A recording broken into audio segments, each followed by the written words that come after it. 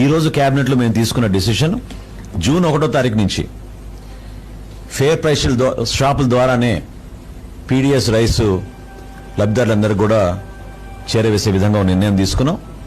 AP ప్రజలకు మళ్లీ ration కష్టాలు వచ్చి పడ్డాయి. ఏపీలో రేషన్ డోర్ డెలివరీకి కూటమి ప్రభుత్వం మంగళం పాడింది. జూన్ 1 నుంచి రేషన్ డోర్ డెలివరీ నిలిపివేస్తూ నిర్ణయం తీసుకుంది. ఎండియూ ఆపరేటర్స్ ని రోడ్డున పడేయాలని నిర్ణయించింది ప్రభుత్వం. 9260 రేషన్ డెలివరీ వాహనాలను నిలిపివేయాలని ఆదేశాలు జారీ చేసింది.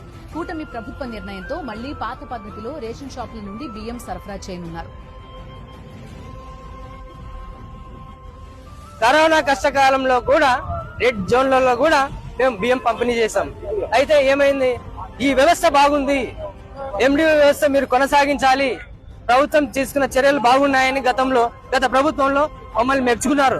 అంటే మేము కూడా మా కుటుంబాలను వదిలేసి రెడ్ జోన్లలో పనిచేసాం, డబుల్ థంబ్ వేయించాము, బియ్యం పంపిణీ చేసాం, మాస్కులు పెట్టుకొని మా ప్రాణాలను ఫలంగా పెట్టి ఆ రోజు బియ్యం పంపిణీ చేశాం. అంటే ఆ రోజు వ్యవస్థ బాగుంది, బాగా చేశారని.